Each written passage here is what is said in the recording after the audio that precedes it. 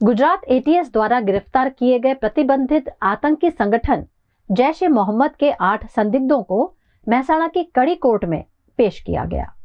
Gujarat ATS ने प्रतिबंधित आतंकी संगठन जैश ए मोहम्मद से जुड़े 8 गिरफ्तार आरोपियों को मेहसाणा जिले की कड़ी कोर्ट में पेश किया।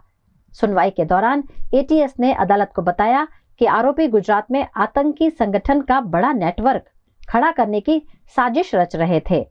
जांच के दौरान उनके कब्जे से आपत्तिजनक जिहादी साहित्य और अन्य महत्वपूर्ण सामग्री भी बरामद की गई है। एटीएस ने आरोपियों से गहन पूछताछ और पूरे नेटवर्क का खुलासा करने के लिए अदालत से 14 दिन की पुलिस रिमांड की मांग की थी। दलीलें सुनने के बाद कोर्ट ने एटीएस की मांग मंजूर करते हुए सभी 8 आरोपियों को 14 दिन की पुलिस रिमांड पर भेज दिया। आ गुनो तारीख 2/7/26 रोज नोंधायेलो छे। एटीएस द्वारा गुना नंबर 5/26 थी गुजरात राज्य एटीएस द्वारा नोंधायेलो छे अने तेना अनुसंधाने आरोपीओने धरपकड़ करेली छे। 8 आरोपीओने धरपकड़ करी अने एटीएस द्वारा अहींया रजू करवामां आवेला छे नामदार कोर्टमां भाटिया साहेबनी अने त्यां रिमांड अरजीनी सुनावणी करवामां आवेली अने तेनी अंदर अमारा 13 मुद्दा हता।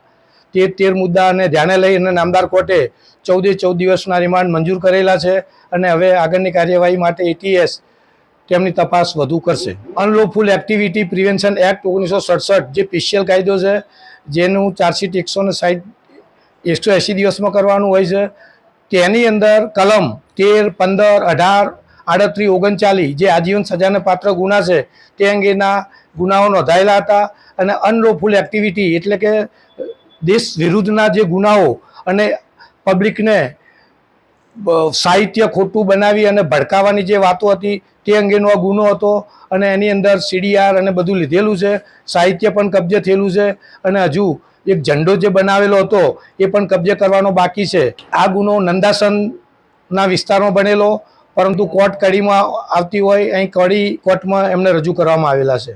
તપાસનો વિષય છે। આ તો માહિતી મળી હતી એના આધારે જે ડીવાયએસપી સાહેબ હતા એમને આવી અને રેડ પાડેલી અને ત્યારબાદ આ લોકોને જે સભ્યો હતા જૈશે મોહમ્મદના સભ્યો હતા તેઓને આ ધરપકડ કરવામાં આવેલી। 14 દિવસના રિમાન્ડ આપવામાં આવેલા છે।